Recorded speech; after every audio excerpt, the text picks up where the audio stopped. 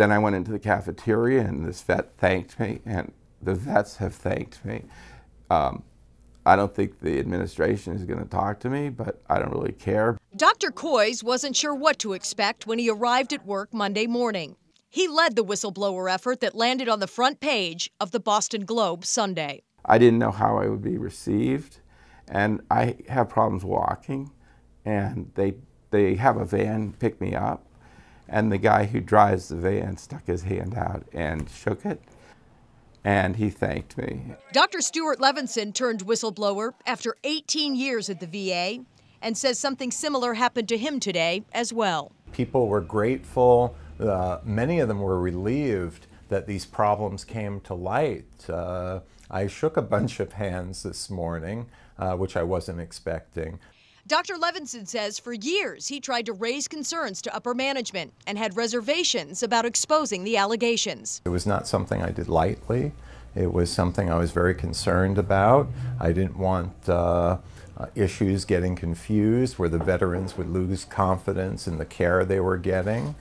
11 medical providers filed for whistleblower protection last August and have been working quietly with the Boston Globe Spotlight team to expose what these doctors say are systematic problems, including antiquated equipment, expensive equipment that was ordered but is unable to be used because a room is too small to fit the machine, or flies in the operating room.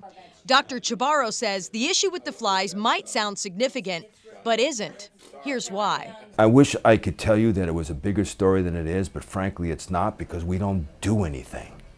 There's no reason to even use that operating room because we don't do anything. Dr. Chabarro alleges upper management would rather send surgical procedures out to other hospitals under a program called Veterans Choice. They want a cost shift.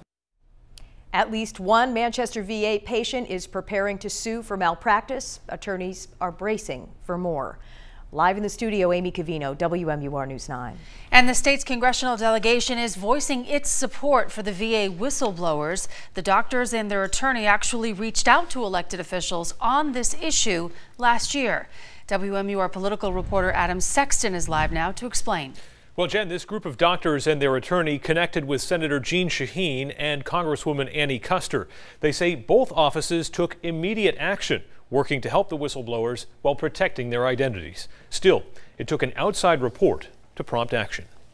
A report by the Boston Globe Spotlight team forced immediate changes at the Manchester VA.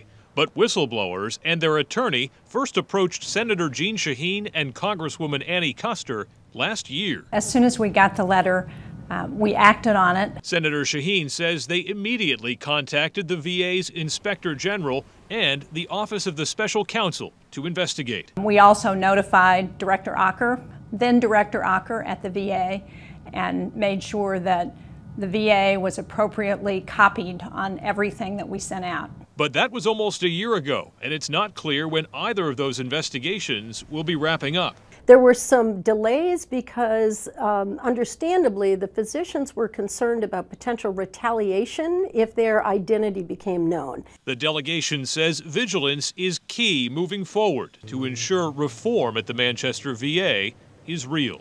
I know Secretary Shulkin has made some changes about the leadership at the VA in Manchester, and I just want to make sure that we continue to push to get the best quality of care for our veterans in New Hampshire. We absolutely have to get to the bottom of what has happened and what has been happening at the VA in Manchester, and we need to hold people accountable, and then we need to improve the system and the facility that we have.